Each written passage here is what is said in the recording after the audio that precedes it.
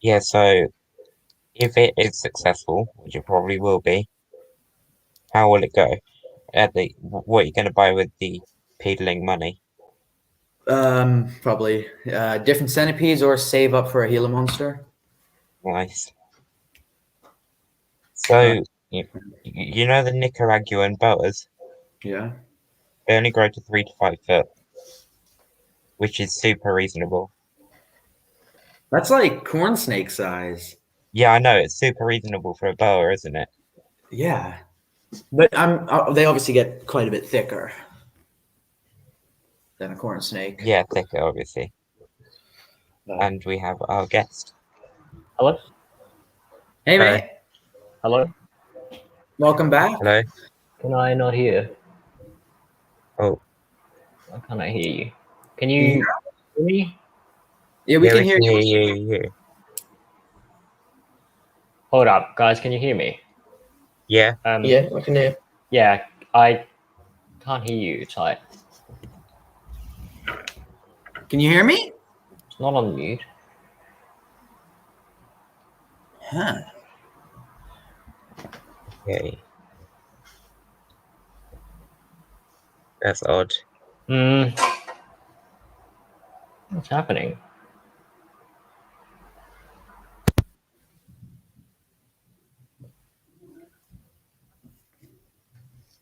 You're on mute. Yeah, he's on mute now. Can you hear us? You're on mute. Oh, he's on mute. Great start. Okay, Jay, if you want to message him and tell him he's on mute. Yeah, wait.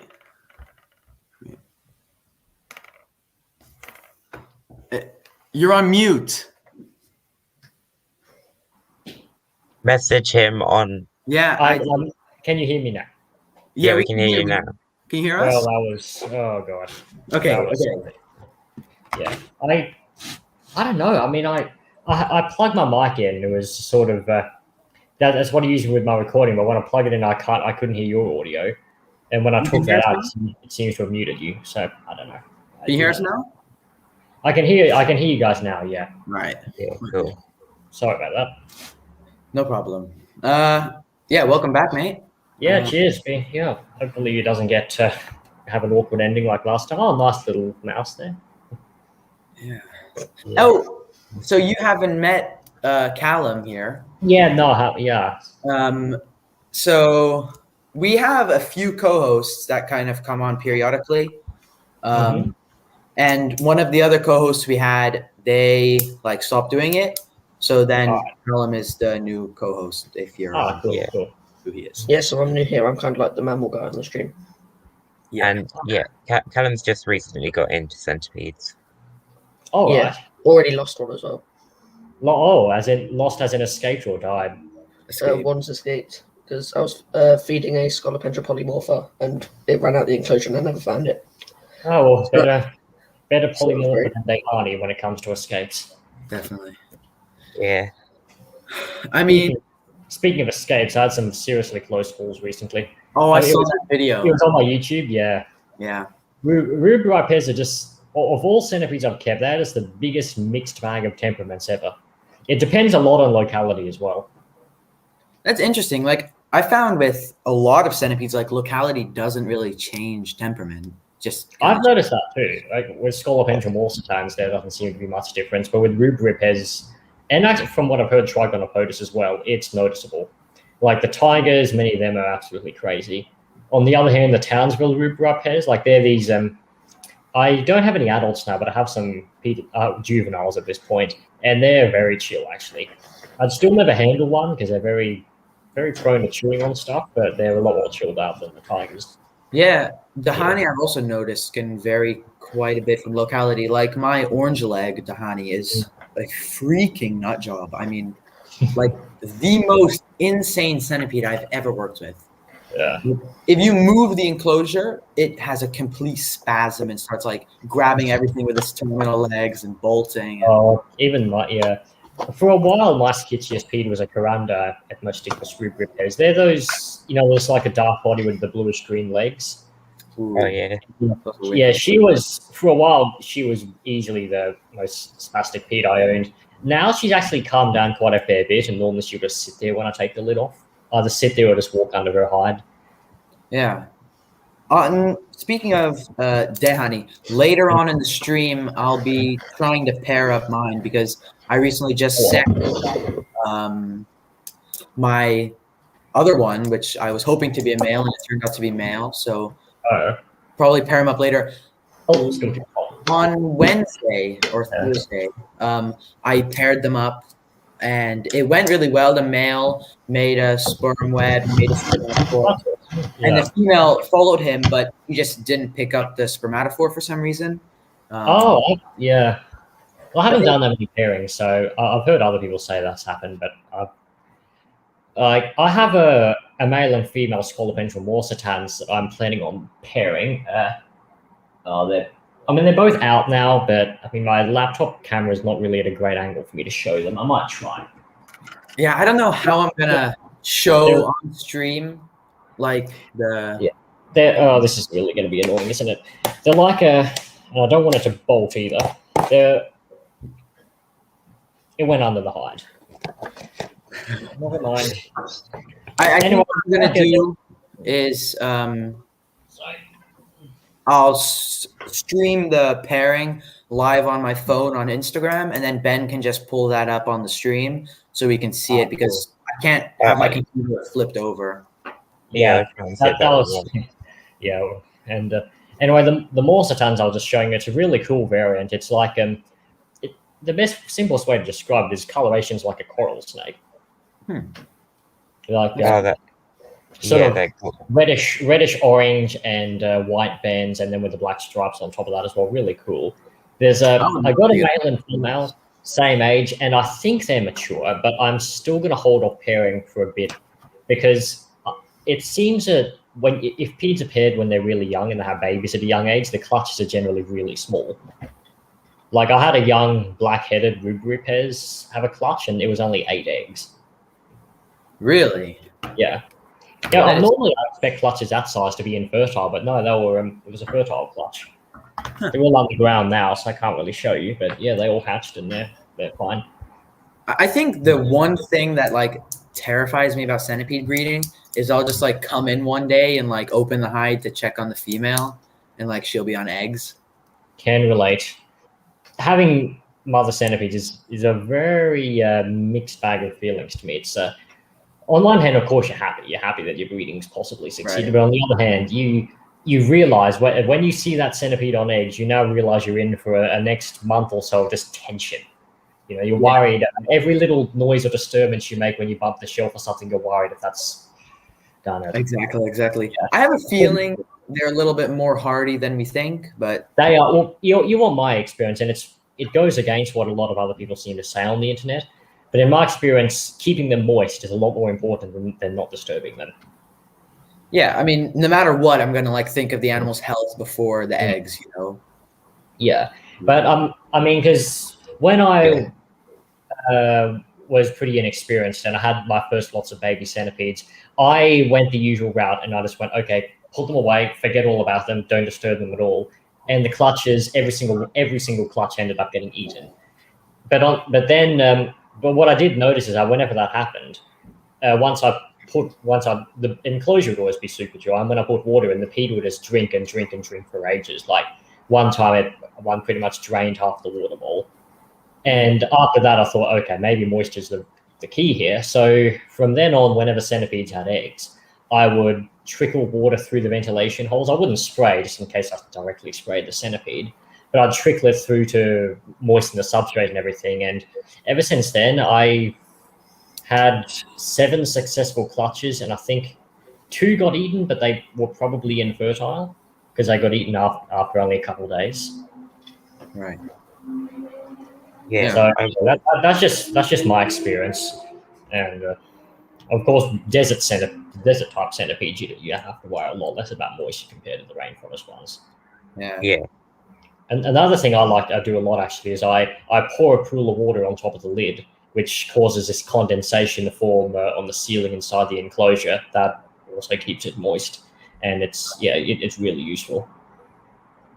Yeah, I'll definitely be doing that because, yeah, I don't know. It's like I feel like it's so paranoid, like all the things that can go wrong to cheap on eggs, I know.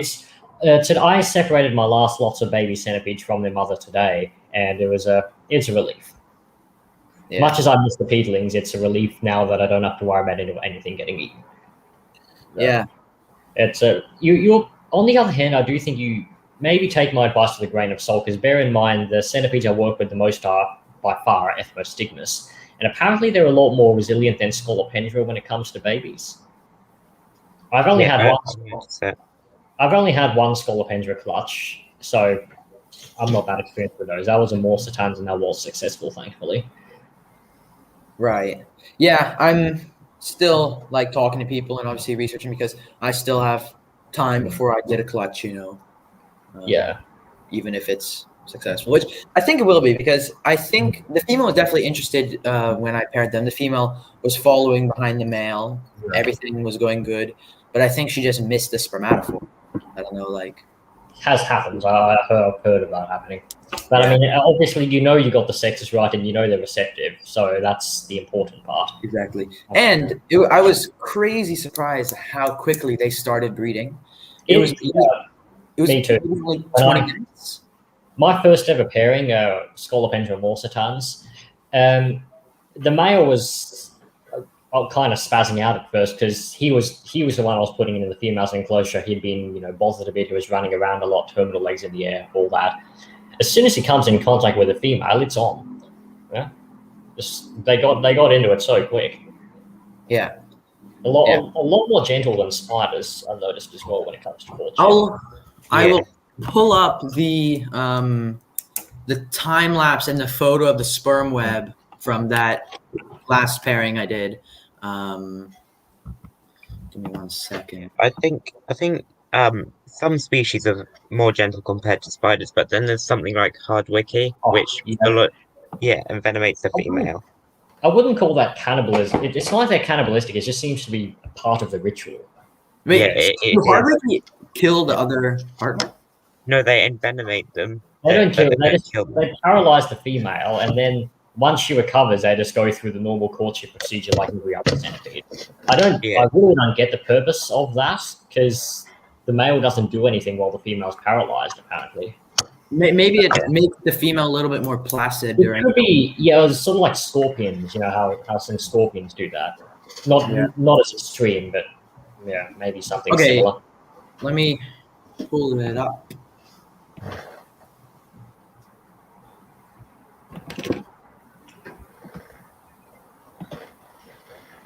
Ben? Yeah. Last week. So this is the sperm web, and you can just see the spermatophore right on it. Yeah, easy to see. And then this was the time lapse. This was about 20 minutes, and you see in this time period right there where there was nothing happening, the female actually walked out onto my arm and was sitting on me. And right here, you can see the male is in the front and the female is behind. The male's making the sperm web right now. All right, so the female's the bigger one, is she? Yeah, the female's much bigger. Funny, the only pairing I'd done, the male was twice the female. So yeah. Oh, well, that was cool. I'll probably stream my next pairing, but that won't be for a while because, like I said, my morsitans, I think, is still a bit small for that. So I'm going to wait till they're bigger. Yeah. And especially, I'm not even sure they're adults because these morsitans variants are bigger than the usual ones. Most morsitans, they seem to be about 10, 13 centimeters long. Some of the Australian morsitans, I recently saw a picture of one that was a little over 20 centimeters. My bad. I just left. Yeah, I mean, it wouldn't harm anyone just to wait for another molt if it does happen. Yeah, definitely. I can tell they're still sort of in the growth spurt phase because when they do molt, they put on quite a lot of size. Yeah. Yeah. So I'm probably going to wait till the growth starts to slow. Right. This female Dahani is about 23, 24 centimeters, and the male is about 19 or 20. So they're definitely both mature. Yeah. So I do think my Morsitans are mature, but even if they are, yeah, it doesn't hurt to wait. And even if they are, like I said, if they're young, they probably wind up having a small clutch that might not even be worth it. And Morsitans are. I'd rather not have a small clutch with Morsitans because they're a lot more. They're especially when they're young, they're not anywhere near as hardy as Rubrap is. Right. They're a lot more. They're a lot more prone to just sort of dying randomly. Yeah. Yeah, for me, I think if this project is successful, the next Centipede projects I really want to do is Orange Leg Tahani and Real cool. Polymorpha. I know are like really tricky to breed because they are like insanely sensitive and they eat the eggs like crazy quickly. Oh, I knew there'd be something. I knew there'd be something bad about the top beginner centipede. Yeah, because literally no one breeds them. Yeah, speaking of what is the popularity of centipedes overseas like? Because I know here in Australia, they don't have the best reputation because tiger form rubripes is basically the only thing that's commonly available, and they, for whatever reason, they seem to have a reputation as being very short-lived. Tell that to someone, but tell that to some of mine who I've owned for 5-ish years, and they're already adult when I got them. To the average person here, they eat centipedes, and everyone pretty much thinks they're gross. But yeah, I mean, in the hobby, in the hobby here, they're seen as outcasts. Like you're either super brave or you're considered stupid for owning centipedes. Yeah, welcome to the world of funnel web keepers. And everyone just thinks, you keep a centipede, it must be Scolopendra dahani, it's going to bite you and you're probably going to go to hospital. Even though I'm in Australia, we don't have dahani, we have a completely different set of peds. It's the same treatment. Like when you look on YouTube, whenever someone does a centipede care guide, it's pretty much only featuring dahani. All their advice is assuming every centipede is dahani. That's why when I first got into centipedes and I was researching, like I had horrible care. I kept my first centipede was a polymorpha. Yeah, let me guess, too moist? Wet cocoa fiber with a sponge in the water dish and live plant. Like not succulents, but like humid live plants, you know? I'm trying to think of my first centipede was Scolopendra morsitans, and honestly, I think my neglect saved its life because when I got that one, I was still really young. I was at a phase where I tended to lose interest in things and go into other stuff really quick. So I got the centipede as a kind of impulse buy and then kind of forgot about it.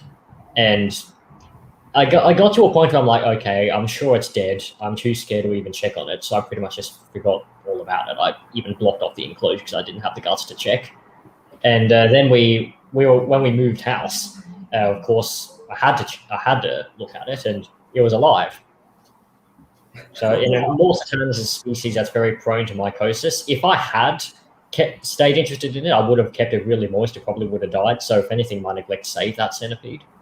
But that was what taught me, even though it was not the best lesson, that was what taught me that there are centipedes out there that really like it dry. Yeah. Like some of my desert rubripes, I keep pretty much bone dry just with a moist patch at one end and water dish. Otherwise, I get mycosis. My polymorpha, I have absolutely zero moist spots. I did have a water dish, and that seems to do super well for them. Because I've also noticed polymorpha get mycosis fairly easily. That's the same. Yeah, same deal with morsitans for you. Which is odd because even the rubripes from the same habitat as these desert morsitans, they don't seem to be quite as susceptible. But the morsitans, you really got to watch out with those. Yeah. I've noticed like the whole genus Scolopendra morpha are just more sensitive to mycosis than other. Than yeah. Ethmostigmus, I think in general is hardier than Scolopendra. Yeah, I agree. Yeah, I think they're also. I think Ethmostigmus trichinopodes and Scolopendra polymorpha are like equal when it comes to good beginner peds. If anything, I would put Trichinopodes above polymorpha as a beginner species. Yeah, maybe also that because like polymorpha, they're smaller, faster. They are less venomous. Yeah. but smaller, less fast. Or the trigono. I don't even know what I'm saying. You know. Well, yeah, I can't give much input on those because I can't keep either of them. Yeah. This one is one I'd recommend actually. This is Otostigma species violet from Oh, Cameroon. yeah. Oh, yeah. Um, African, is it? yeah, this one is actually a sub-adult. They're really small. They're I'm very pretty. gonna guess it's a calm species. A lot of the Otostigmus Yeah, racemolots seem to be pretty calm. yeah, it's very calm. They're That's slow American. moving Yeah. and they burrow as well. So that's the only downside. Hmm. You should also note that centipede is probably bigger than you think. Ben is like 6'4" and has like massive hands. So Oh, that's it. Yeah, same deal as me. I'm pretty tall when I got big hands. Peds always look smaller when I'm holding them. It's so funny. Like I always thought I was tall. I'm like 6 foot, and like then I'm like I know Ben now. He's like the same age as me, and he's like 6'4". It's like makes me feel like a midget. That centipede's about 10 centimeters, so that's pretty big for an Otostigmus. Yeah, that's reasonable. It's got nice colours and size isn't always everything. Yeah, and they've I, got great feeding response as well. yeah, it's just good you got one you can handle because I don't actually handle any of my centipedes at the moment because the only two I did handle in the past, I kind of messed up with both of them and now they're really nasty. Yeah. Pretty much the only Otostigmus I'm like kind of familiar with is Scaber, but even then, There's one with the bluish legs. They're kind of like grayish, and then they have the really long terminal legs with like Yeah. on the legs. Yeah, they're in Hawaii, aren't they? I think. Yeah, Hawaii. Yeah. I learned about them from a friend of mine. He was in Hawaii and he found one, and one of me and Ben's other friends ID'd it, and I started looking into them. Oh yeah, except that I don't think we have any Otostigmus in Australia, but we have Ricida. Whereas one species I find fairly often around my area is Ricida nuda, which is like a greyish centipede with blue legs. At one point in my life, they look fairly similar to Ricida, right? Just a little bit. They're missing that red, right? Yeah. At one point, I would have considered them to be really cool centipedes, but with the stuff I've seen now, they kind of fall back to average. Yeah, I have a Ricida longipes, but I have a feeling it's nuda because it has like no red at all. Yeah, no, nuda have blue legs. Nuda have like a grayish body. Really? Yeah. Is there nuda Australia? I think they're endemic to Australia. Are you sure it's not Celeris andina or something, another blue-legged species? I'm not exactly sure, but that doesn't look like nuda. I still think that's longipes. Nuda is. Let me grab a picture. Yeah, it's just missing. Longipes. They have the red head and the red back. Yeah, with red terminal legs. This was a nuda that I found just near my university campus. See, the legs are actually quite a sky blue color, and they're also quite a bit longer. The legs. Yeah. They also, I mean, I'm not going to say their bites are terrible, but they punch well above their weight. Right. Yeah, and this was the one that bit me. I found one of these I found this one when I was just going out on the bushwalk, and while I was trying to keep it still for a photo, it ran halfway up my forearm and bit me right in my forearm. I mean, it wasn't terrible. But Ricida, the one thing about them is if they bite, they latch on. Yeah, I think. Yeah, what did I have to do? Yeah, I actually got a little stick and sort of wedged it under its head to get it to let go. Yeah. Yeah. Like most of the centipedes bites I've had, they just bite and let go, kind of thing. I've only had like 3 envenomations. Yeah. If anything, that is my biggest fear when it comes to centipede bites. It's when it's them not letting go. Yeah. Polymorpha, they don't like to let go. They like to chew on for a second. One of my morsitans, it wasn't an actual bite at all. She was just licking my sweat off my hand. They've done that on occasion, and it just got its forcipules caught in the sort of loose skin between my fingers. It wasn't actually biting or anything. It just got them caught. That's I funny. just kind of very casually had to loosen them out of my skin, but it didn't actually bite or anything. Yeah. It did make my heart rate go up. Yeah, it's so like terrifying. Like when you're holding a centipede and like you see the toxicognaths wrap around your finger, and you just know, like, Oh, you know what's I'm about to get bit. Yeah, Well, you just gotta hope. You just gotta hope that the pinch is all you feel and nothing comes after. exactly. Yeah. The other one that I used to is when a centipede's about to groom, it'll also open up those fangs, and you think, oh, is it going to bite me? Oh, no, it's just cleaning itself. Mm-hmm. But when the Dahani ran up my arm when I was pairing them, and he went under my head, he did that on my neck, like before he went onto my head, and I had a freaking heart attack. Holy shit! But like the thing is, like you can't do anything, you know. Centipede, they just got this iron grip. It's not like a spider. I mean, I'd hate to do this, but in worst case scenario, a spider you could probably just flick it off. You know, you can't do that with a centipede. No, exactly. They just hold on. Like you can't shake it off, and if you shake it off, it's not going to come off, and then it is going to bite you. Shaking off is basically a guaranteed bite. Actually, centipedes just have an iron grip. I had no idea how strong those things were, but I have a new respect for them now. Yeah, same. It's pretty crazy. Like when you're holding big centipedes, just like them walking hurts because they have pointy feet. But yeah. It's so I've taken a break from handling centipedes because I realized that if I pick the wrong centipede to do it with, I don't even enjoy it. It just stresses me out. The first centipede I handled was Scolopendra morsitans, and I had a big success with that one, and I enjoyed handling it. I look forward to having a chance to handle it. I loved it.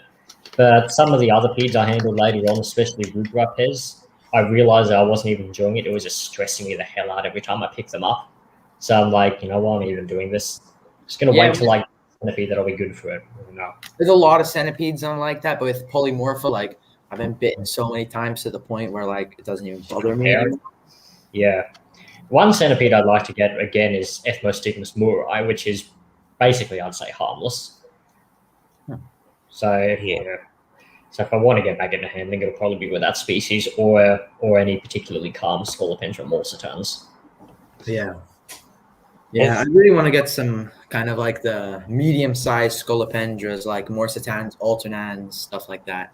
Is alternans medium-sized? Depends on the locale. Yeah. Depends on the locale, but like Florida alternans. Oh yeah, Florida alternans are definitely medium. The morsitans, you got some crazy size variation with those. Even here in Australia, like up in Townsville, we got these orange ones with blue legs that are real cool colors, but you barely ever see them over 10 centimeters. And then in Western Australia, someone recently sent me a picture of a 21 centimeter morsitans.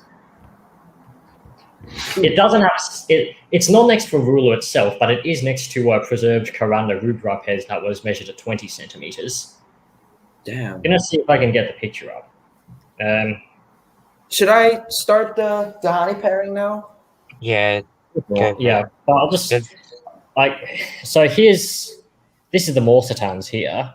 And this other centipede is a Caranda Ethmostigmus rubrapes, and this one was measured at 20 centimeters body length, so that's a massive morsitans. That's like Dahani size. Yeah. I'll get everything. Going back to what you said about handling, if you don't enjoy it, the centipede clearly it doesn't benefit them. So like there's no point.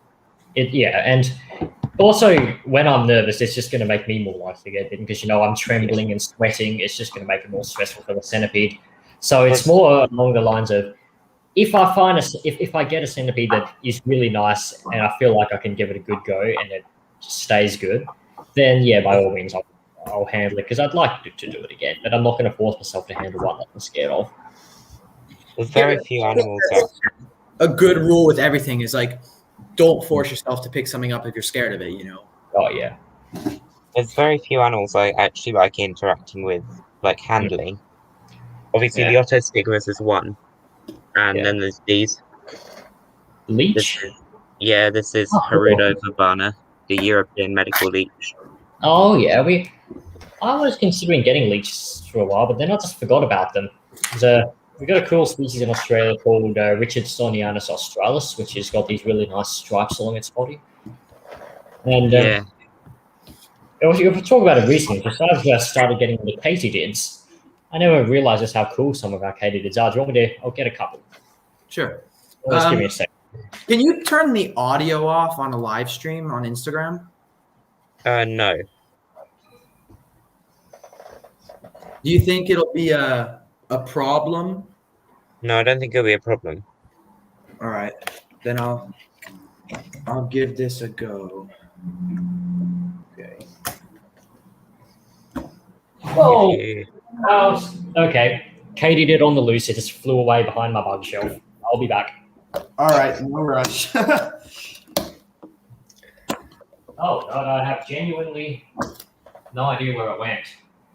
Oh, hi. Get back here. I got that time on the ECC stream with Stephen. Right. Everyone thought it was a centipede, and you came back and it was like it's just Stephen the fruit beetle. Right, Yeah. here's the katydid. Look at these Oh. amazing pieces of wood I collected for my centipedes. Yeah, Oh, those that are amazing. did massive. That is holy shit. Excuse Yeah. my language, but Yeah, that's Epipithecta trigentaduogutata. So called the 32 spotted katydid because there's 16 spots on each wing. that is stunning. Yeah. Man, I got three adults and a nymph. Every single one of them is female, so that's my luck with the sexes. So I've got someone else sending me some males soon. Hopefully they breed. wicked. Yeah, so what do these feed on then? They just feed on leaves, eucalyptus leaves. Oh, nice. Normally, I'm very lucky I caught these because normally they live right up at the top of trees. But Yeah. there's an area at a local bushwalk where there's a lot of saplings. So, very, very low growing trees where the tops Yeah. are in easy reach. So I find a lot of these at roughly head height or lower. Well, not a lot, but a few. Obsessed with these wood pieces. Like Yeah.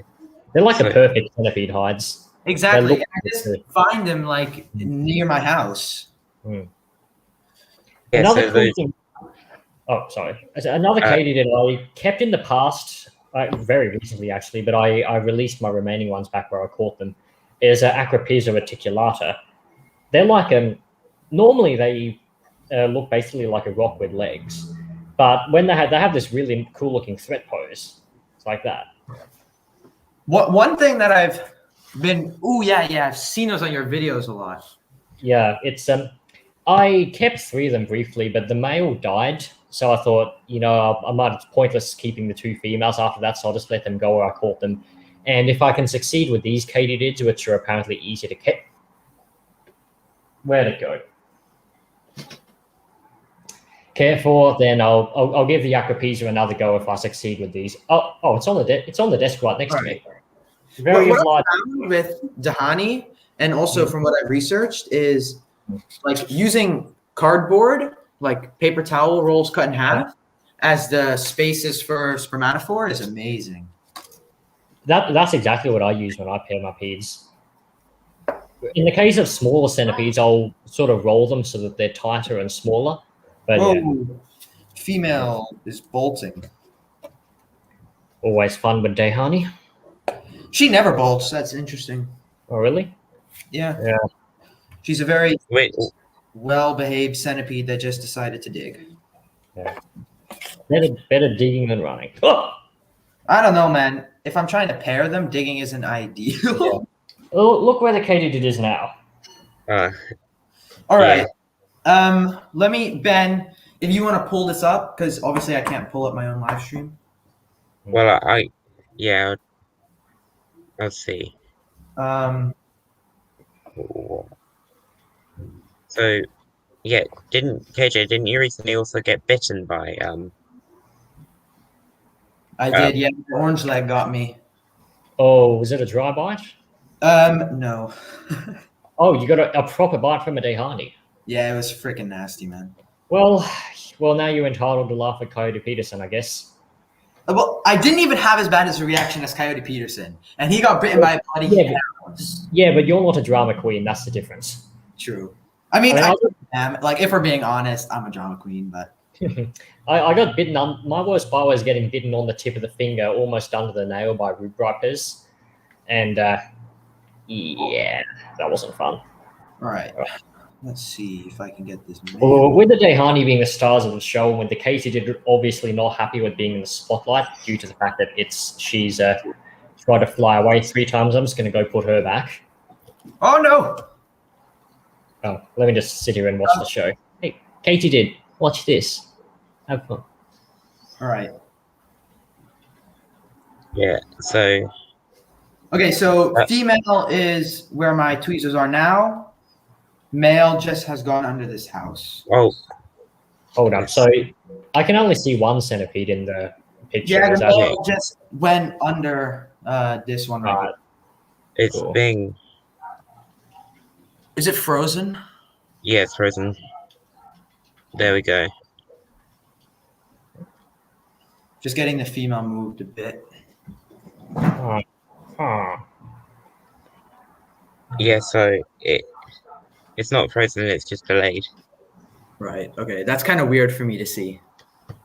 Yeah. And for you guys, I'm guessing. So what's the centipede that's sticking out at the front now? That's the female. Female, right? Yeah. The male is currently not visible except for his antenna. Missing in action. All right. I have both of the rounds set up so I can easily monitor what's happening. Like I can see under it, you know. Oh, I can feel the nervousness through the screen. It's palpable. Yeah, dude. Oh, we got action already. No, the female's just been kicked out, but she's going back in. Funny, under the hide, it just looked like one very long centipede. And they're just doing absolutely nothing except ruining the houses. Oh, there I go with the Jimmy Carr laugh again. It's become a habit at this point. Ooh, promising. Never mind. Now look at this. You get a pairing with the classic Lair of Centipedes commentary. How's that? Ah, amazing. And my trusty Katydid is standing there to watch, and I think she's calmed down now because she's just grooming. Hopefully she doesn't freak out. I love your videos on like the reacting to like other people saying stupid things about inverts. Oh yeah, they're like when you make videos of non-invert people trying to sound smart. Oh yeah, I love making those too. It's there's more of those out there than I thought. I did not realize how many videos like that there are on the internet. But I mean, I make humor out of them, but it actually comes from something that's kind of not personal. It's just something I'm passionate about. I'm always been really against this internet misinformation, and you know how a lot of people just seem to believe anything that they hear, especially younger people, which a lot of YouTube watchers are. So, and all these videos just playing off people's fears and selling false facts. It's honestly kind of infuriating, and I feel like a comedic approach is the best way to debunk them. I agree. Yeah. I hate it when people like them, they honestly just ruin this hobby and like ruin the hard work we are putting in for education, you know? Yeah, and it's not just the hobby, it's science as well. It's all the hard work that scientists have been putting into studying these animals and how vital they are to the ecosystem, and how there's so much interesting things out there that people could be learning about them, but instead there's just these videos out there telling us that, nope, they're out here to kill you, and that's it. Yeah, exactly. And so people are just automatically, they're scared, they don't want to learn anything more, and they just bar themselves off from this absolutely fascinating world out there. So, honestly, kind of... And, you know, seeing such a small YouTuber, I'm obviously not going to be having that big of an influence when I debunk these videos, but it gives me a bit of personal satisfaction, for sure. Yeah, but, I mean, you're not even that small. I mean, what, 3,000? 3K, I got past 3K a few days ago. Yeah, and, like, the spider ones, clearly no one knew what they're talking about because they didn't use scientific names. Yeah. Well, sometimes I can even tell where they're getting their information from, because you look on Google and you'll see certain sites, and some of these videos will say what these pages on Google say word for word, pretty much. And a lot of these top 10 deadliest spiders or whatever, half of the ones on the list aren't even deadly. Yeah, like they used Metallica as an example of the most dangerous tarantula. Yeah, yeah. I've literally got that one above me. I've got that's a Oh. Stromatopelma calceatum in there, Oh. an adult female, and yeah, she's definitely the most venomous tarantula out there. Should I get the male moving? Depends on his temperament. I don't know him. But yeah, it's I don't know. It's There we go.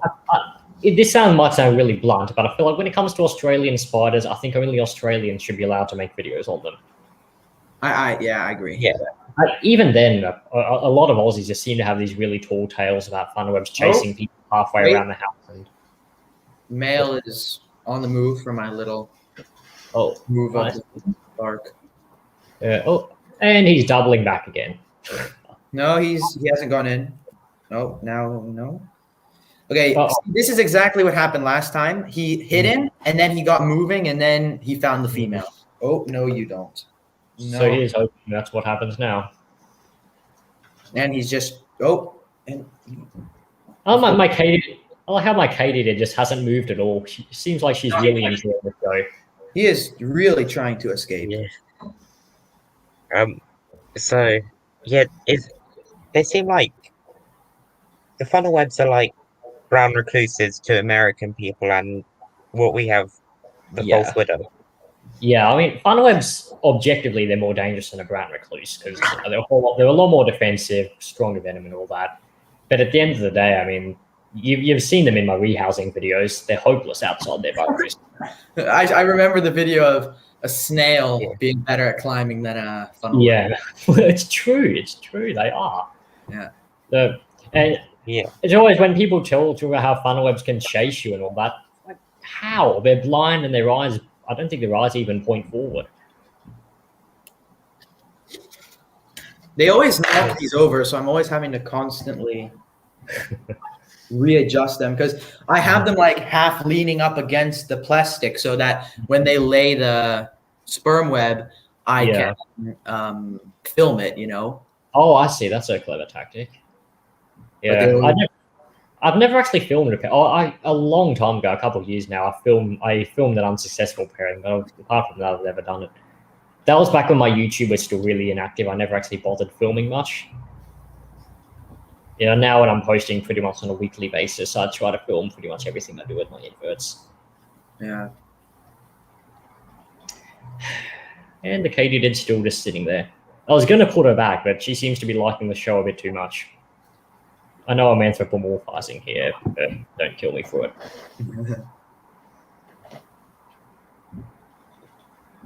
This is always like the most boring part of breeding is like you're so like hyped up for it, you know, and then you're just like. And then it ends up just being hours of just sitting on your ass, basically. Exactly.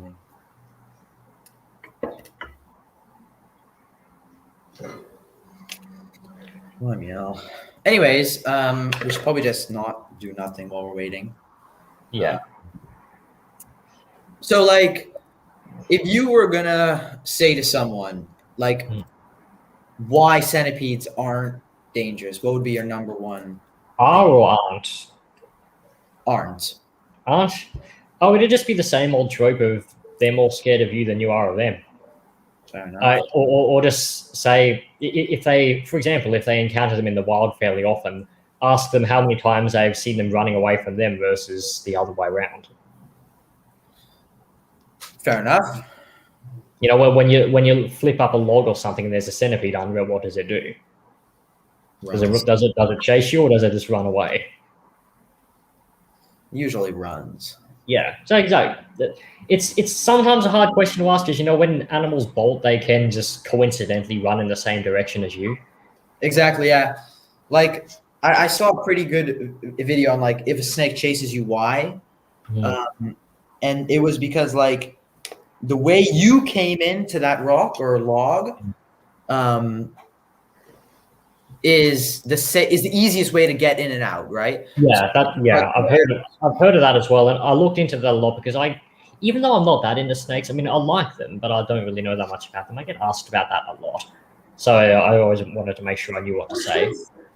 Should we answer Amy's Is question? there a question put up on the screen? It says, Yeah. "Tell to me why I should get a centipede or something." Yeah. Ben put that up. Yeah. Ah. So I'll go first. Well, centipedes are just so completely different to any other invertebrate. Bloody oath. They're actually clever. Like they'll open lids and stuff. Are you and- sure that's positive? Well, yeah, I've literally had, I've had a waxworm tub like this. I've put a pinky mouse in it.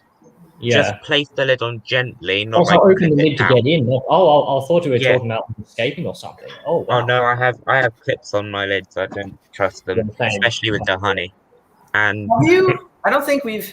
Okay, well, let's continue with this answering Amy's question. Callum, you yeah, want to, because you have been as quiet as a mouse. Get it? Yeah, I've It's got a almost runaway as mouse though- at the minute. it's almost as though they're interactive because you can socialize them. Okay, I'm gonna get this male moving. Yeah. Yeah, I would say of all the invert pets I've kept, centipedes are in a way more akin to some reptiles I've kept than other bugs. Yeah. There's something about the behavior that's a bit snake-like, to be honest. All right, Yeah, right now it the is male like, is definitely. behind the female, so they're kind of going backwards. So which one's the one moving now? Like the male? Yeah, the male is the one moving. The female has been stationary the whole time. So anyone you see moving is probably going to be the male. Okay. Now I've got to rest my arm on something because it's getting sore from holding the katydid up.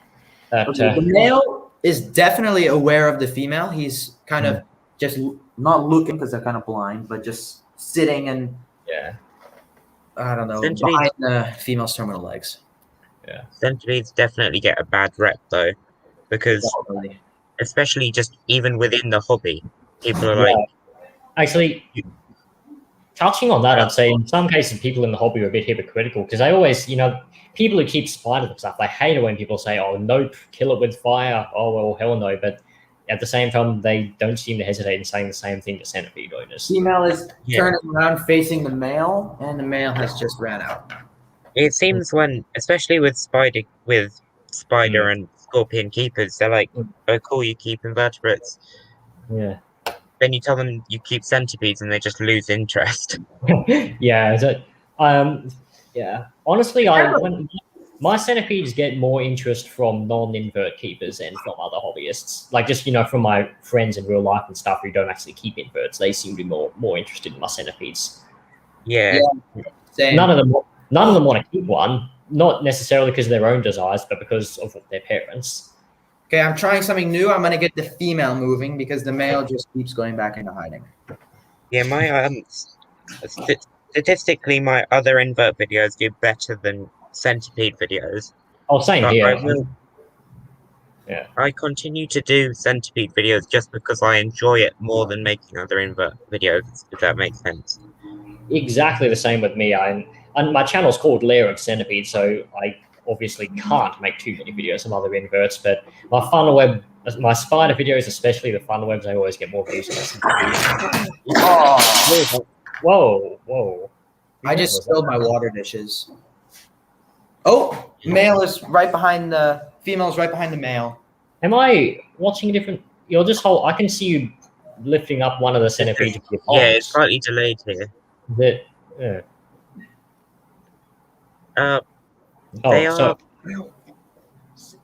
So are we done answering the last question? Yeah, I think so. This is the same person asking, isn't it? Yeah. Okay. So you can socialize it with it and keep it. They are similar to snakes. Do you want to clarify what socialize means in this context? Because it's certainly not socialized in the same sense you do with like a mammal or something. It's just more a case of getting them to not see you as a threat and get used to handling and all that.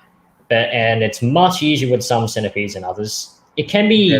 It's extremely rewarding if done right. If you do it right, you can get a centipede that just pretty much won't lay a fang on you no matter what, and it's just amazing. I'm going to put this guy back. I'm going to get my abstinence out quick. But yeah, things can go wrong. If you mess up on the way, yes, they can learn to get used to you, but on the other hand, if you mess up too many times, they can also go the other way too and end up extremely nasty, and you pretty much just can't put your hand anywhere near them. So it's a double-edged sword. You just got to know when to draw the line when it comes to handling a centipede. If you keep messing up and you notice its temperament is progressively getting worse, just stop. Don't handle that centipede anymore because you're asking for a bite. Start from scratch. Pick another centipede. I agree. Yeah. And if you want to cut it easy to do you want to any input yourself?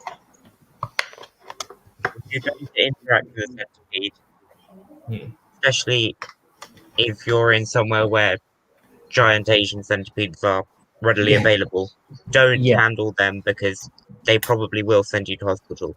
The majority of know your centipede.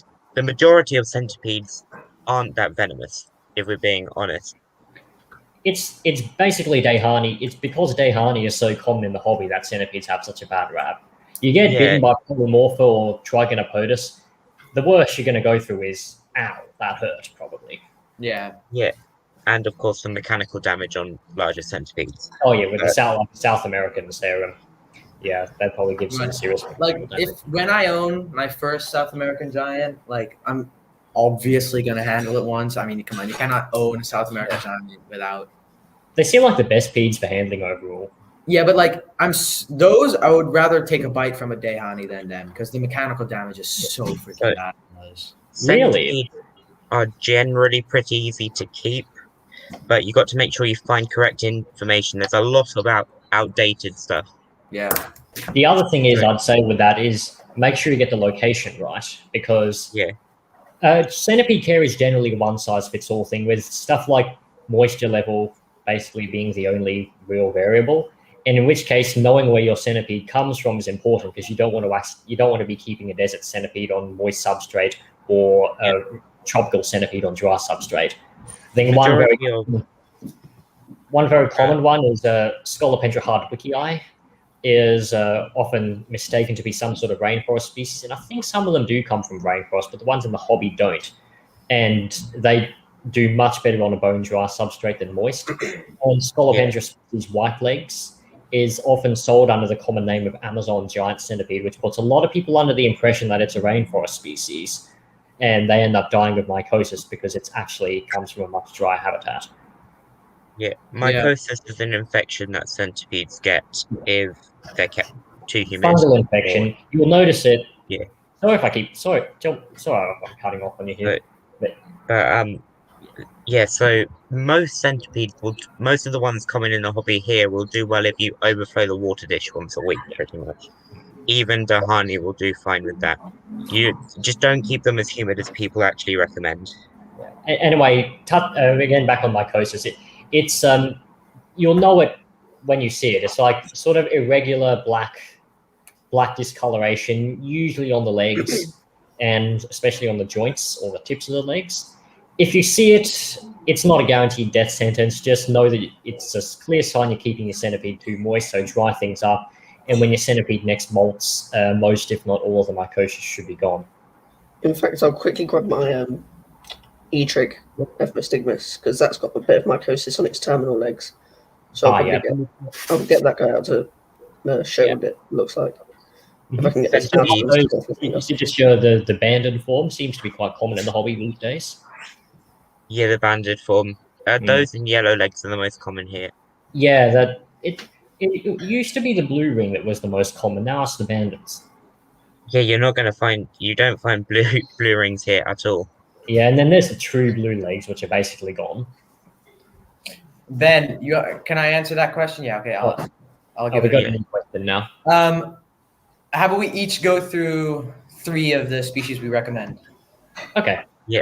So I'd recommend first centipedes. I'd recommend Otostigma species violet. Just because they're awesome, they're stunning. They're a smaller centipede, easy to keep, great feeders. Obviously, Scolopendra polymorpha because they're just gorgeous. They're bigger than some species, but not too big where it's out of hand. And then, of course, Ethnostigmus trigonopodus. They're easy to keep.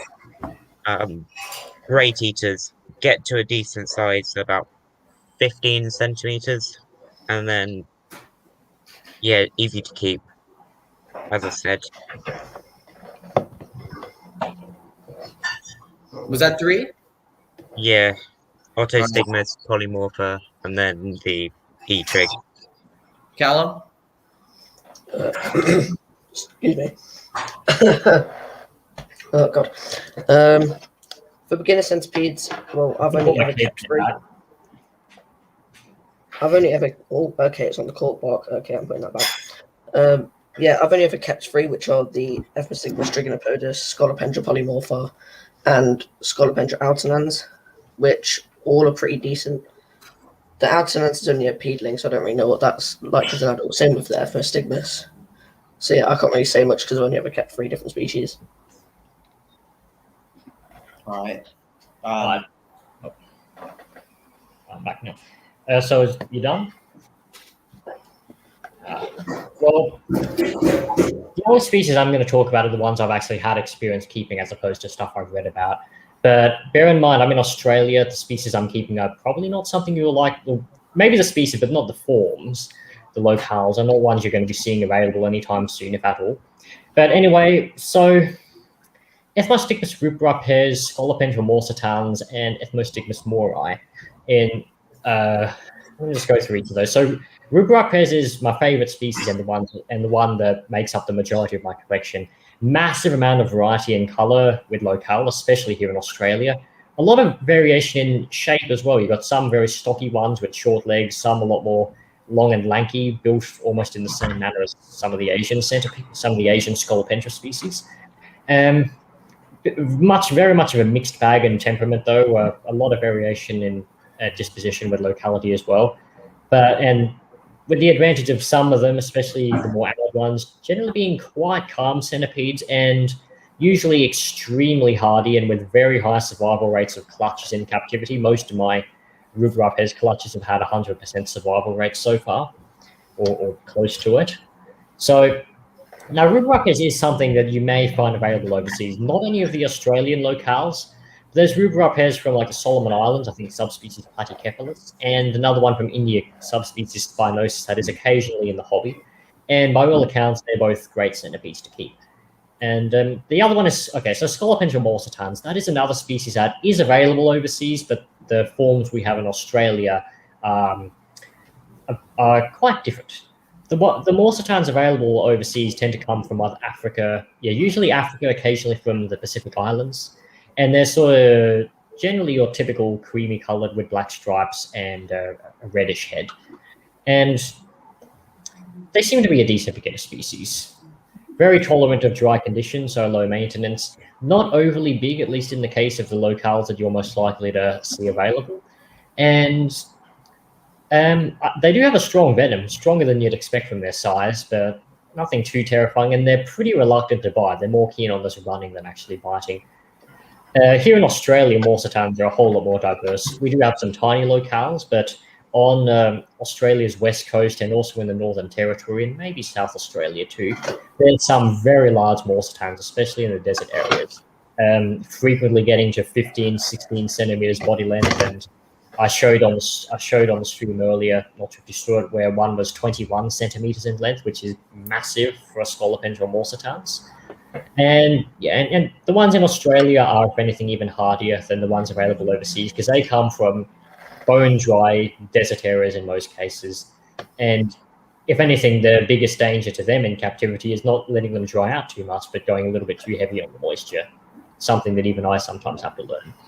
And the last one is Ethnostigmus mori, which unfortunately is endemic to Australia and thus not something you're likely to ever see available at all. But it's something I have to mention, and in this answering this question, I want to stick to species I've actually had experience with as opposed to stuff I've read about. Murri is a very curious little species that seems to feed mostly on termites in the wild, though in captivity they can be weaned onto pre-killed prey. I've never seen one take live, but they'll take pre-killed. Very odd-looking centipede with a stocky body, very short legs, and a tiny head. And probably and definitely the calmest centipede I've ever kept. I've never been bitten by one ever. I've never seen it even try. And I don't have any at the moment, but I'm hopefully going to get more. And when I do, when I do, I'm definitely going to try and breed them because they'll be amazing in the hobby. Downside is they burrow a bit, but like all centipedes, they tend to get used to the light after a while, so you start seeing them more often. So, yep. Sorry if I gave too long of an answer. It was worthy of a public speech, I think. Yeah, But, the Spinosus are pretty common here. They're black with like bluish legs. They're gorgeous. Yeah, I know the ones. Yeah. Venomous Vision sometimes has them in. So Yeah. yeah. Yeah. I heard they got a really strong venom though. For me, the top 3 I'd probably recommend. One would be Ricitalongipedes. Let's think. You guys named most of the good ones. Scolopendra, they are a little bit more pricey, but if you can find one, definitely. You got the added benefit of being able to flex on Centipedes when you own one. Exactly. I mean, but let's be real here. Like, they're pricey, but like the average human being could afford one. Oh yeah, $100. Yeah, I do laugh when I see people on the internet. Oh, look at this disgusting thing I found in my house. Like, look, that's $120 running around your bathroom floor there. Exactly. And then the third one would probably be. Let's think here. Definitely Polymorpha. Just got to say it again. Yeah, but you already said Polymorpha. You can say it again. Just to emphasize. Polymorpha would be the number 1 then, because I think those are behind Ethmostigmus trigonopodus, the best beginner pede. Yeah. Haros, the reason I think they're so great is really calm natured. They are big, they are not a small centipede. Yeah, they're bigger than Dahani. Yeah, they can get like 30 centimeters, I've seen. When 30 centimeter Haros?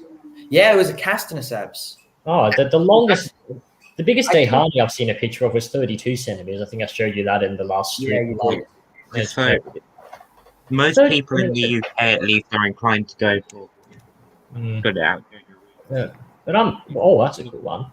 I'm shocked because the biggest Haros I've seen or heard of was 22.5 centimeters, and that one still looked massive in the picture. Like, at a glance, I would have thought it was 30 centimeters looking at it. Really? Yeah. It was a Haros. Yeah, the Castaniceps, when they get bigger, when they get older, they really look not like a Haros. They get like they almost look like Dahani. Yeah, I've seen pictures of see like the brown banding. But yeah, most people in the UK are inclined to go for Scolopendra Dahani. This here is. I think most people everywhere tend to go for Dahani as their first. Yeah, most people do. I'm going to do a little shuffle because right now the female is sitting in the hide, so the male can't go in, but he's definitely trying to go in. Oh, I see. Yeah. So maybe if I move the female. Yeah. I'm not even sure about the size of rubripes because the biggest I've heard from a reliable source was 24 centimeters body length. And you're also going to bear in mind that rubripes is a very bulky species too. Bro, this male is very content on just leaving. I said that's a very chill Dahani. You've been trying a lot. Yeah, our two, between myself and KJ, I'd say we've probably got some of the most chill Dahani in Europe. Like, literally Polymorpha. Yeah, mine are pretty chill except for my orange leg. Yeah, the orange legs, that suddenly seems to be a locale thing. The orange legs and obviously the flame tips, they seem to be just a piece of work. There's something about the coloration of the orange leg that just makes them so much more intimidating than the yellow legs. Yeah, I've got a male orange leg, and then this yellow leg's a female. Oh, if the female would only just go in, the male, they're like,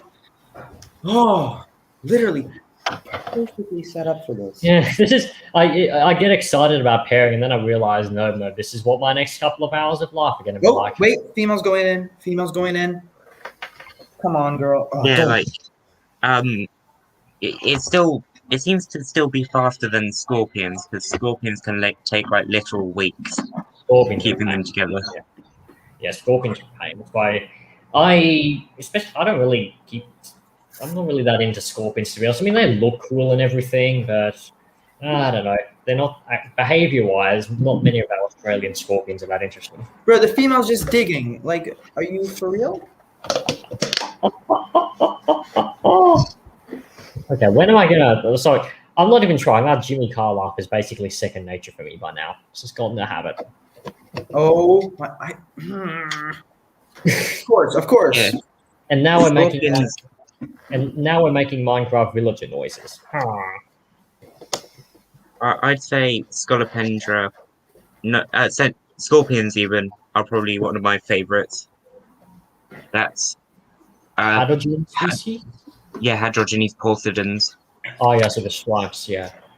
Okay. One thing I'll quickly say about female polymorpha. Yeah. can freaking It's be a good girl. So what were you saying? One thing I'll say about polymorpha is don't keep them in a tub this shallow, because I was feeding it and it came straight back out, and I've not seen it since. Oh, okay. Yeah, well, I sort of learned that lesson the hard way on my recent YouTube video, but when that root has bolted, I pinned it down with a pillow, which actually a pillow is a great way to catch a big centipede when it bolts because it just relaxes when you put the pillow on top of it. It's like a hide. Suddenly it's under a hide, so it just sits down and shelters. This question is, oh yeah, we've already answered that one, haven't we? Yeah. God, I literally cannot get these freaking hides to stay. Maybe wait till they start mating and then lift it a tiny bit once they get into it. Maybe that's oh, what the fuck? Maybe they're just not in the mood. I don't know. There's been sometimes I pair and the female just doesn't seem to be into it. Then I just do it again and yep, they get right to business. I would definitely recommend against Dahani. No matter how cool they look, it'll probably just end in tears. Yeah. End in tears or just with a very new irrational fear of centipedes. And that's in Facebook groups, it's infuriating. People always keep recommending Dahani to beginners. Yeah, like this here is I don't get it. That's the male orange leg. You're all badass looking centipede. If you're in a tarantula group and you started recommending Stromatopelma calciatum to beginners, you would get absolutely flamed. But for some reason, when you recommend Dahani to a beginner centipede keeper, everyone seems to stick up for you. And always the reason for like when I say like why would you recommend this to a beginner, they say, well, I've had it and I haven't had any problems. Oh yeah, that's the same mentality. It's like the COVID deniers mentality these days. Yeah. And it's also there's certain companies here that do what you call mystery boxes, where you buy it and you get an array of inverts that you don't know. Some company threw in a Scolopendra Dahani, and it was someone's first centipede. And I just felt so bad for them because you're expecting. It's an adult. It's an adult Scolopendra Dahani yellow leg. Can you get me some water? Yeah. I realize I probably shouldn't leave 2 centipedes alone. I'm fine. Once I've started courtship, I don't get really worried about leaving them alone because I'm not worried about cannibalism. But yeah, until then, I tend to watch the whole time. Yeah, it's like, I don't know. Yeah. With Scolopendra Dahani, Scolopendra subspinipes, or anything like that as the first centipede, it can be done with research, but still, there's just better options. That's the thing. It's not like Dahani is going to murder you. It's not like Dahani is guaranteed to murder you or something. It's just that there are better alternatives out there. It's not like there's no other options. And they don't even look that good in comparison to most of the beginner centipedes we suggested anyway. It's the same like our funnel web spiders. I mean, a sensible beginner should be able to keep a funnel web spider without too much issue. But at the same time, you don't go around recommending funnel webs to someone who's never kept a spider before.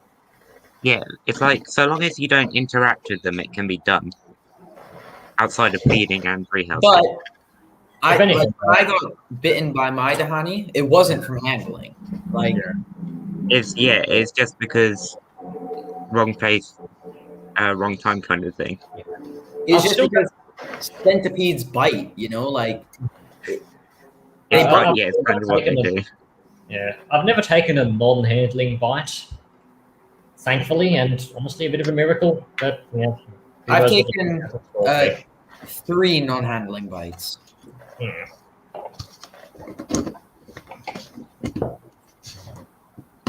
Which, I mean, I do tend to cringe when I watch on YouTube, and especially big YouTubers like Dark Den or Exotic Lair. It's always bloody Dahani. yeah. Getting the first centipede, it's always Dahani. But Yeah. I remember when Exotic's Lair freaking just like out of nowhere bought 6 subspinipes. Oh, I remember that. Weren't they all packed in the same container or something? Yeah. He probably bought them from like a food market because they're probably. I think they're sold as food for like arowana or something. Yeah, they are. Also, people. I mean. Some people eat them there too. Yeah. But usually they're like fish food and animal food, and they like dry them up. But you can buy them for like dirt cheap from those places. Yeah, adult centipede for like 50 cents. Yeah, I mean, can you imagine how nice that'd be? Like, oh, I want a centipede. Here's 50 cents. Oh yeah. Imagine one of the rarer locales. I would literally kill someone to get a subspinipes Picia flava. Oh, those the Sulawesi ones with the white stripes. Yeah, they're amazing. Like God, those are. There's one spot I want within reason because they're in Australia, so I wouldn't be breaking the law by getting one. It'd be Ethmostigmus pachysoma. Hey, have I ever shown you pachysoma? Off camera for a second. So if you see them moving, just scream and I'll come running. Yeah. I don't think you showed us, but they sound cool. This is Ethmostigmus pachysoma. They're from the deserts in central Australia. Apparently, they come out in massive numbers when it rains. Yeah, they kind of remind me of subspinipes. Piece of lava. Yeah, they're really cool, and I think they're actually a very calm species too. So yeah, there'd be a lot of pros to keeping those. But I spent so much time trying to find somebody who found them, and I contacted one guy who lived in the right area to collect them, and he refused to sell me any because of my age. Oh yeah.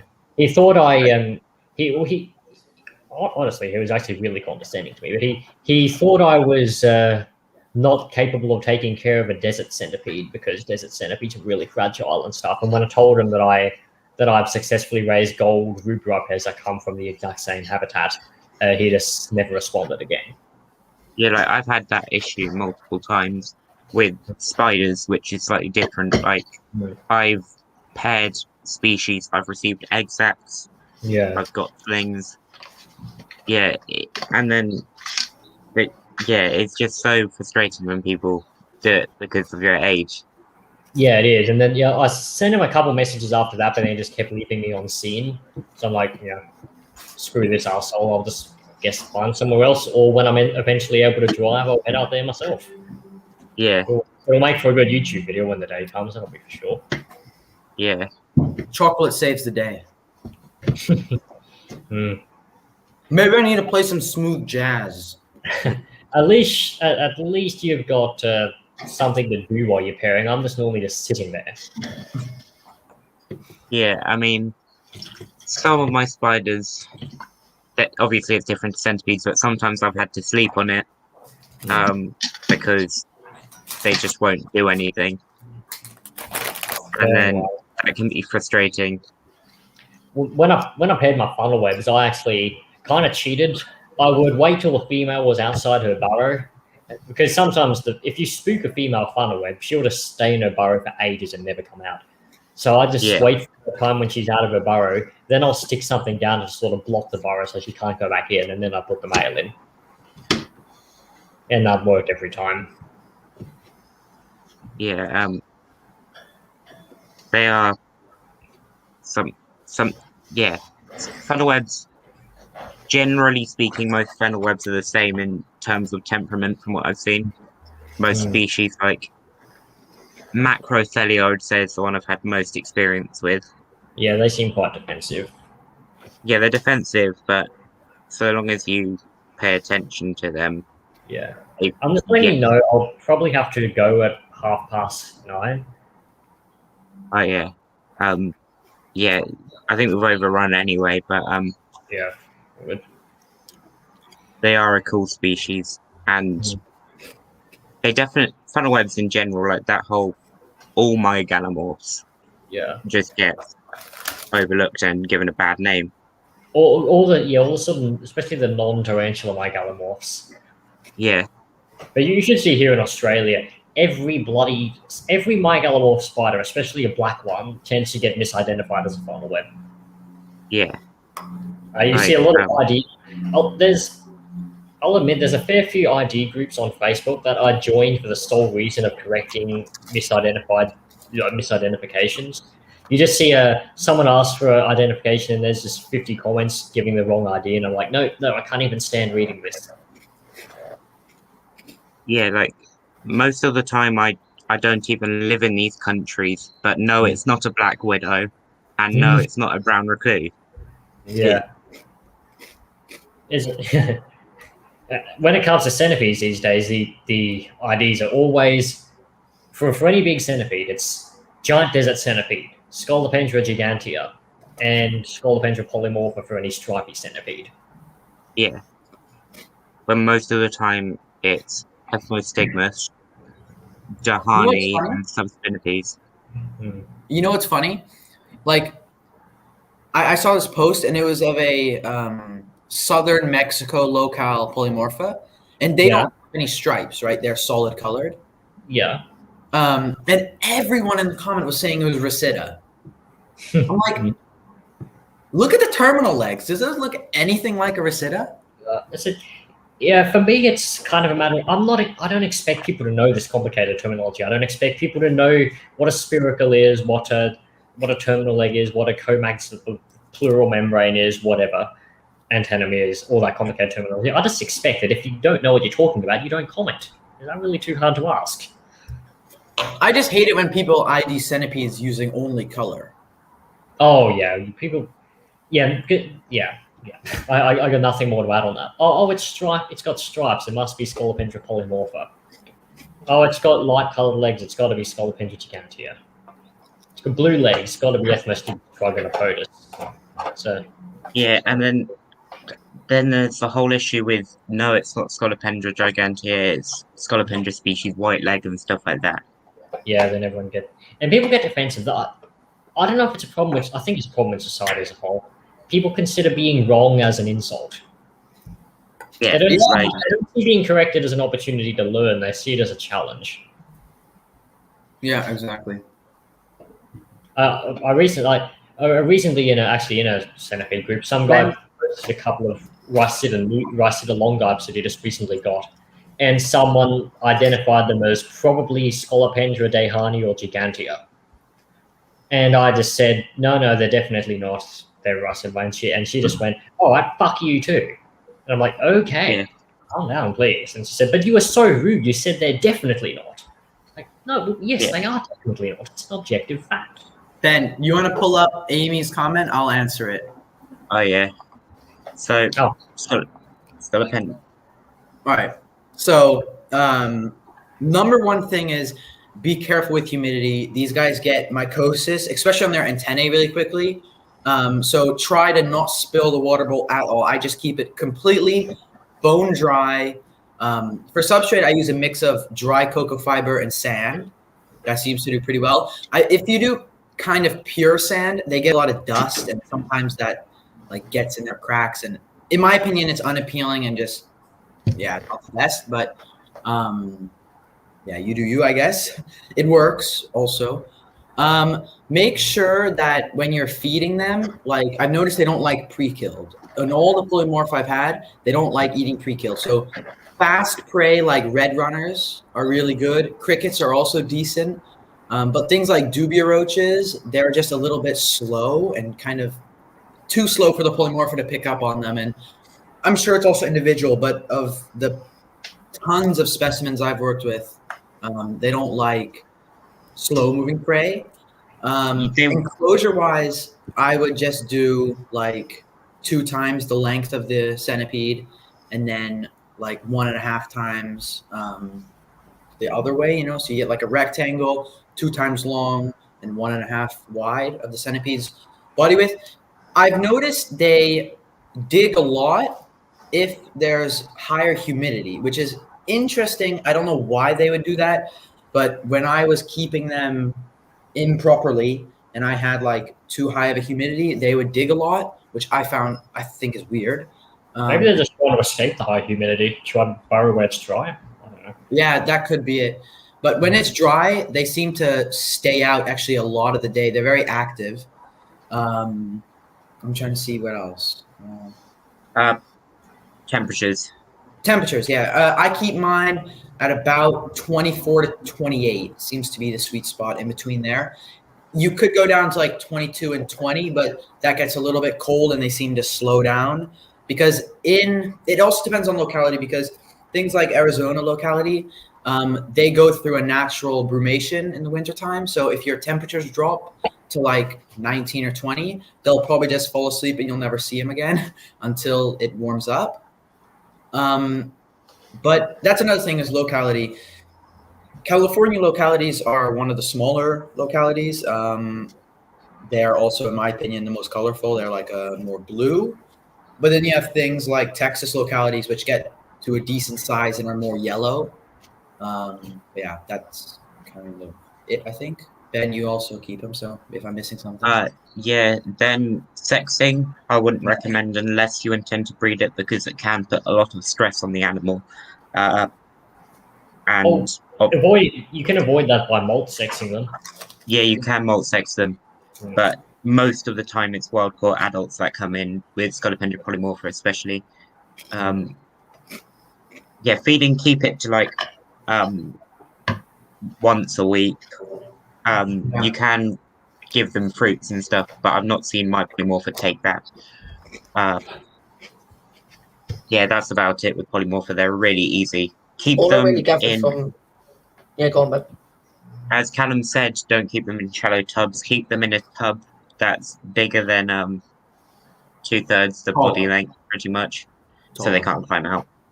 Yeah, all I really gathered from mine is don't try and tongue feed them a locust because they'll throw a hissy fit.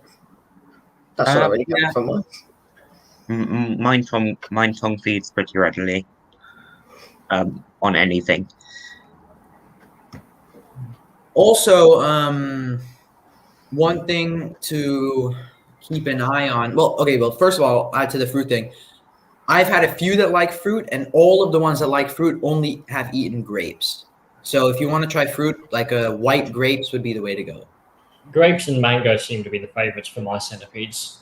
Yeah, mine literally only like grapes. My Dahani, I've given them pieces of strawberry, and they did like that. Yeah, the polymorphs seem to be available seasonally, obviously with American imports. There's like no captive breeding being done of the species, so yeah. I've sent over a link to where you can find one. I don't know any other sellers that have them in at the moment. But yeah. So this is what it's like pairing centipedes. It's super interesting and super fun. Well, it's like pairing any invertebrate. Nothing happens until like 5 minutes, and then it's done in the blink of an eye. Yeah, we're considerably more than 5 minutes in this case. Yeah. For me, it's just remind me next time I do my pairing. Just remind me to do it in front of the TV. Maybe I might be able to watch the entire Lord of the Rings extended edition and still not have the pairing. Fruit isn't something they need, but so fruit isn't something they need, but I would recommend using it just to diversify diet. And with temperament, you could probably handle the species pretty easily. Not that I'd recommend it, because they are still centipedes and they can still bite. Their bites, the jumping spider bites I've had were worse, and I had full envenomation from both. Yeah, venom on centipedes really isn't that bad unless you're going for a Asian. Dahani or a subspinipes. Yeah. Just any of the Asian centipedes, Hainan and Hardwicki. I think with centipedes, this is my opinion. I know it's not like necessity for their health, but I think it is needed to like give them variety in their diet. Not only variety in insects, but things like meat and whole prey like mice and stuff like that is really beneficial for their health. And I think it's something that's very important for them. I try to spice it up. I mean, when it comes to my peedlings, yeah, it's normally just roaches and small and crickets. When they start getting older, that's when I'll start throwing in a pinky mouse on occasion. I'll try to feed them fruit if they take it. Yeah. Just take advantage of the fact that they're an invert that can have more than one thing. Yeah, very lifestyle. Raw chicken, pinky mice, pretty much anything that you put in front of them. Including your fingers, if including fingers. Yeah, pinky mice. I use pinky mice quite regularly for the Dahani. I haven't tried it with my polymorpha yet because it's still pretty small. Yeah, I've given so far the things I've given is chicken liver, chicken, mice. For my polymorpha, because it's subadult, I've given it like a half of a mouse head, which it just ate the brains, like literally ate the brains. Grapes, I've tried mango, but it didn't like it. I've tried melon, also didn't like that. I've also tried tilapia, the fish. Oh yeah. And tons of different feeder insects, locusts, crickets, red runners, dubias, all sorts of stuff. Yeah. Stop. I think when it comes to orthopterans, on one hand I'm using crickets as feeders, and on the other hand I'm just raising katydids and king cricket salad, and that's pretty much my favorite insects at this point. I honestly hate like common house crickets with a passion. Feeder crickets annoy me for sure, but I love the bigger predatory crickets. Oh yeah, definitely. Like we're getting Lucina species, which are technically a katydid. They're becoming more readily available, and they're just beasts. Honestly, a lot of the predatory crickets are not crickets. Like the raspy crickets, they're actually they're not katydids, but they're more closely related to katydids and crickets. Same with the king crickets, the wetters, all that. They're more close to katydids and crickets. Callum had the Erianthus versicolor at one point, which is the monkey-faced grasshopper. Oh yeah. And they are awesome. Yeah. I've been keen on the Gralacrididae, which are these raspy crickets. We get them in Australia, and people don't tend to keep them. But if I can find an opportunity to get some, I think that'd be cool. Like this. They're like, I mean, like what are they called? The Cosmodarus femoralis. Yeah, the armored bush cricket. Oh, the katydids from Africa. Yeah. A friend of ours, a friend of me, Ben and Callum's, he had a beautiful one. I've seen a few available, and I really wanted to pick them up. But but they're not like truly predatory or anything. They'll eat dead stuff. Difference between the males and the females. Yeah, those are omnivorous, Ben. Yeah, but because the katydids are, the katydid I had out before near the beginning of the stream, that's the species I'm concentrating on at the moment when it comes to breeding. And again, they're all females for now. And I'm getting a couple. The ones I caught are all females, and I've ordered a couple males. So am I the only one who does this in their enclosure? Sometimes, like when they're waiting for someone, I just like grab pieces of bark and just like break up the bark. I try not to, because then I realized, because before I did used to, and then I realized I destroyed all my centipedes' hides. So no, I'm not using their bark. I have like cocoa fiber chips. Yeah, no, I'm not saying you do. I'm just saying that's what I did at some points. Oh yeah. Yeah. I'm so proud of these wood pieces. I've never break them.